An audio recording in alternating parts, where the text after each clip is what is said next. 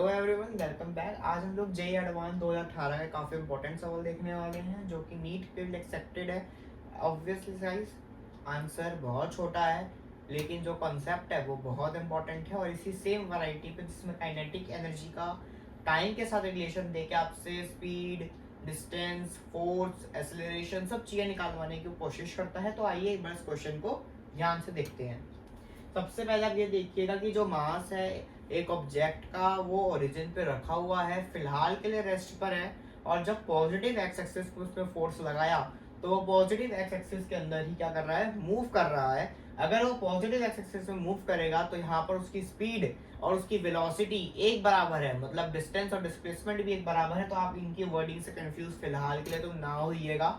दूसरी बात ये है कि अगर मैं ये आपसे पूछ रहा हूँ कि जो काइनेटिक एनर्जी होती है वो होती है हाफ एम वी का स्क्वायर, हमें उसका डिफरेंशियल फॉर्म दे रखा है जो कि होता है D K by D T which is equals to half M two V D we by D T हो जाएगा दोस्तों।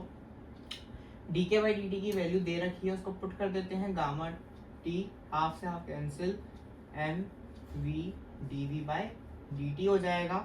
And gamma T D T, क्योंकि हमें टाइम के रिस्पेक्ट में ही वेलोसिटी या स्पीड जो आप कहना चाहें आप निकालना है, which is equals to M V D V.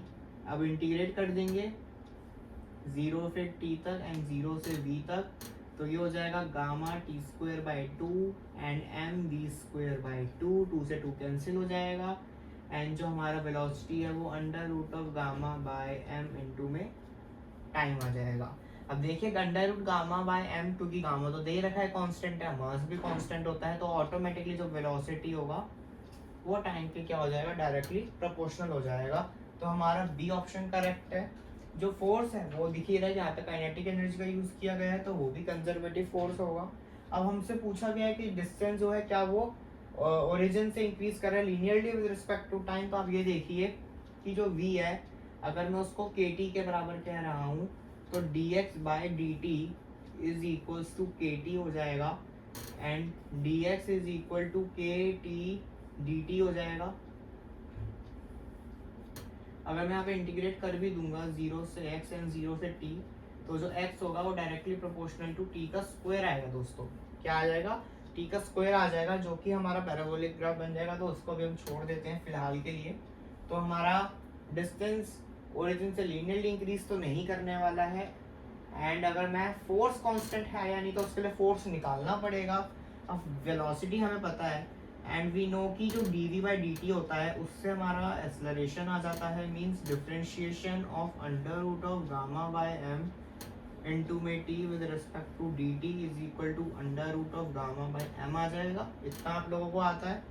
अब जो फोर्स होता है वो होता है मास इनटू एक्सेलरेशन। सो मास पता था under root of gamma by M, ये हमारी हो जाएगी एक्सेलरेशन।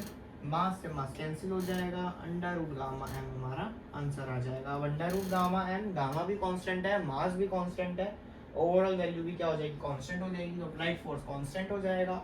और इसी के तरीके से जो हमारा करेक्ट आंसर होगा वो हो जाएगा ए बी एंड डी।